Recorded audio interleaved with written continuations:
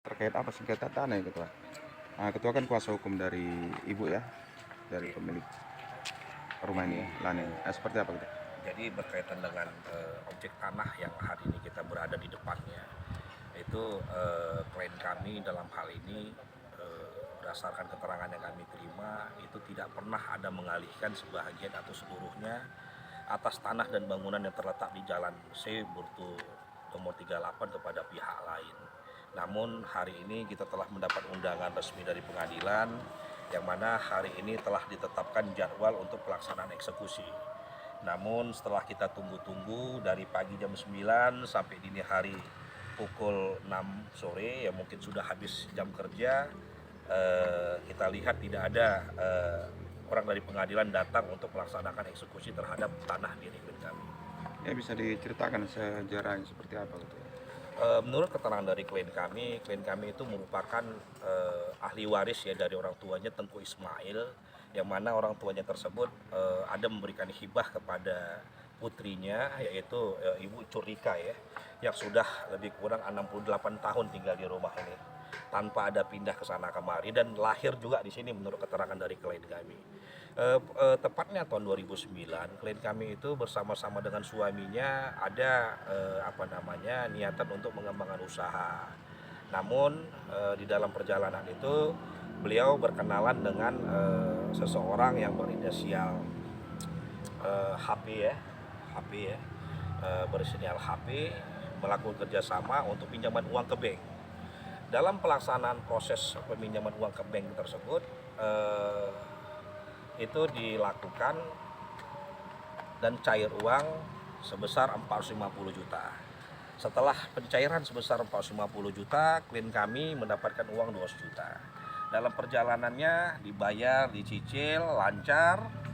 Namun karena sesuatu hal mungkin usaha juga saat itu juga tidak mudah, akhirnya usaha tersebut pembayaran macet. Dalam perjalanannya HP ya, yang mitra dari klien kami tersebut menyampaikan nanti kalau nggak dibayar ini disita ataupun dilelang. Dengan potensi adanya bujuk rayu dilakukan HP kepada klien kami, akhirnya dengan bujuk rayu, Pak katanya Ibu, saya punya pemodal, kita ambil aja itu daripada nanti dilelang. Namun setelah diambil dari bank itu tiba-tiba sudah ada peralihan hak ya dari klien kami kepada HP, dan lalu HP mengalihkan terhadap objek tanah ini kepada MS. Ya. Nah, ketua terkait peralihannya gimana ketua?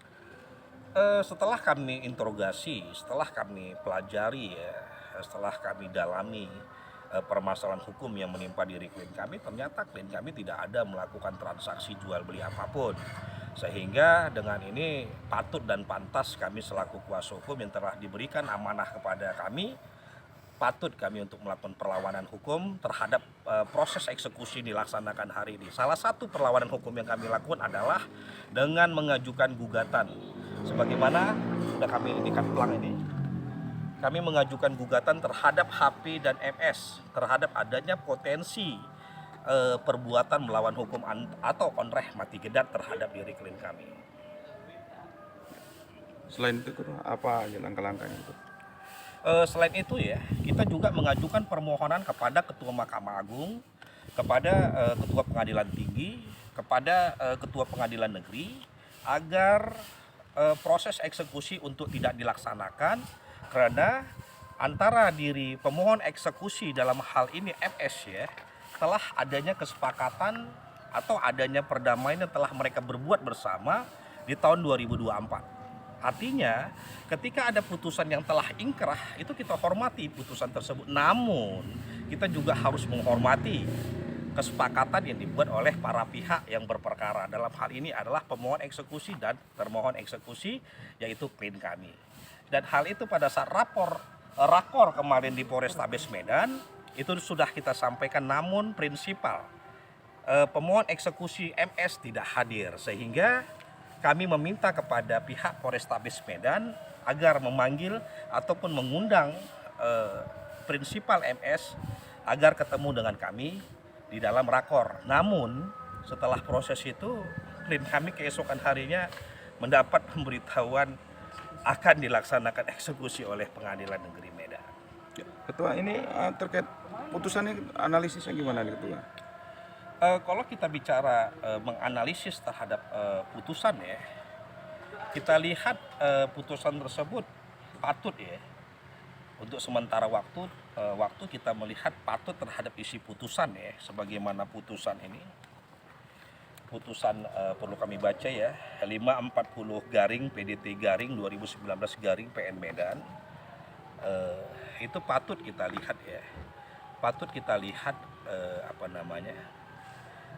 adanya potensi malpraktik hukum ya. Kenapa kita katakan potensi adanya malpraktik hukum? Dalam teori hukum, penggugat harus membuktikan gugatannya. Penggugat harus membuktikan gugatannya. Namun di dalam pertimbangan-pertimbangan hukum yang kami telaah dan kami pelajari, bahwasannya sampai adanya putusan ini telah berkekuatan hukum tetap, penggugat hanya menghadirkan somasi satu, penggugat hanya menghadirkan putusan yang terdahulu NO, tanpa adanya membuktikan alas hak kepemilikan sebagaimana yang didalilkan oleh penggugat MS selaku pemohon eksekusi hari ini. Itu yang membuat keheranan kami selaku penasihat hukum dari tim kami. Ketua, ada tambahan Ketua? Pak Iwan? Ada tambahan? Harapannya lah Ketua. Kita berharap ya, ke depan kita berharap selaku aparat penegak hukum ya, gunakanlah hati nurani kita.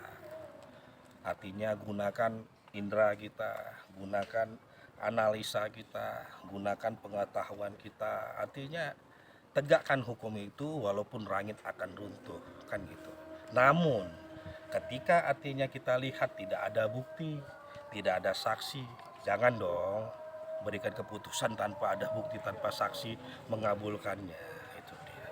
Itu harapan kita. Kita selaku anak bangsa, kami cinta negara Republik Indonesia, NKRI harga mati. Kuasa Dari Cudrika. dari apa tambahnya apa? Pak Ilham? Tanpa ada tambahan loh? Ya, boleh lah. Tidak ya? Kalau ada tambahan ya? Gigi? Udah? Oke. Oke.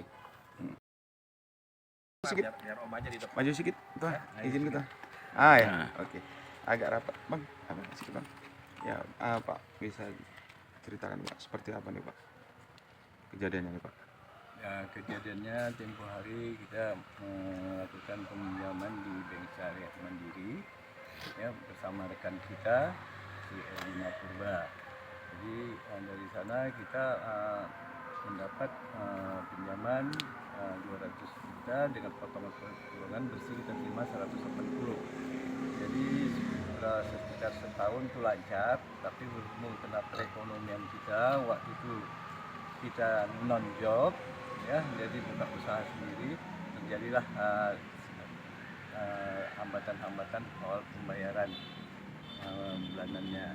Tapi demikian pun begitu datanglah Bank Syariah Mandiri untuk mau melelang ya anggunan. Jadi rupanya dalam ini datanglah seorang pria yang bisa kita katakan seperti anak ya, masih muda kali, mau meminjamkan duitnya untuk menebus di Bank Syariah Mandiri. Tapi setelah roya keluar, kita lihat semua berkas-berkas kok sudah terjadi jual beli antara kami pihak pemilik dengan si Erlina dengan jual beli, akta jual beli di notaris Vigolo. Jadi kita tuntut sampai persidangan putus itu si Vigolo dan si Erlina tidak pernah hadir. Yang kami minta bukti akta jual beli sampai detik ini kita tidak bisa dapat. Apa aja Pak kejanggalan-kejanggalannya Pak Ya, terhadap perkara ini? kejanggalan-kejanggalan kita rasa ini kita dibohongi dan mereka memanfaatkan ya akta surat tanah kita. Kenapa? Ternyata mereka di Maybank mereka mengambil uang dengan anggunan surat jaminan tadi 1,2 miliar nggak salah. Tanpa setahu kita dipanggil hanya untuk menyaksikan ada apa, ini untuk menyaksikan aja kita sudah mengambil uang. Saya nggak tahu berapa, tak tahu saya selusurin, saya susah ke bank, ke my bank, ternyata 1,2 miliar. Jadi kejanggalannya kita hanya nggak pakai 180 miliar, terakhir 180 juta, ya kita harus membayar ke si Samnya itu menembus yang di my bank itu sekitar 1,3 miliar. Itu yang sangat menderita kita, yang sangat kesal kita. Kenapa kita sebagai orang tua kok diperlakukan demikian? Kita selama ini menganggap ini jujur aja karena niat kita baik, ya nggak ada manfaat kita bermacam-macam. Apakah ada indikasi bahwa Herlina itu dan notaris itu melakukan pemalsuan tanda tangan? Itu yang kita minta buktikan. Saya ke si notaris Pigolo berapa kali menghadap, tidak bisa. Mau kita lihat, kalau ada mau kita lihat ada pemalsuan atau tidak. Ada pernah jumpa notaris ya Pak? Tidak pernah. Wajahnya pun nggak kenal sama Tidak sekali? kenal. Apa ada pernah disurati? Sudah. Apa dari pihak kuasa hukum? Kalau kuasa hukum Yang kita, lama, kuasa yang hukum. 8, enggak. Malahan kita buat surat ke Yang Pigolo. sekarang ini, Bang? Kita khusus fokus Iya, diskusi 5 hari ini iya. kita. Jadi kita belum pernah ke sana ke Pigolo. Yang kita sangat miris sekali pas di pengadilan itu kok nggak ditanggapi oleh hakim. Mereka menganggap bahwa itu memang benar terjadi jual beli antara pihak kita dengan Sama si Herlina Herlina. Purba.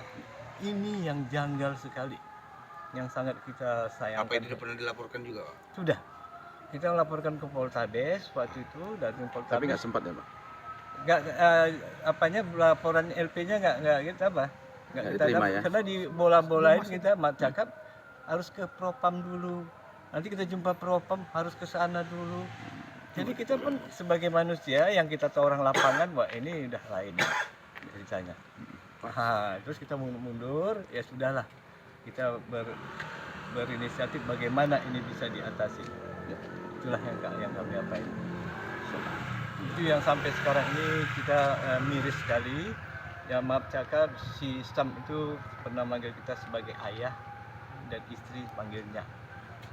Sudah pernah berkeluh kesah dan ternyata setelah kita pelajari antara si Sam dengan Herlina ini memang pemain.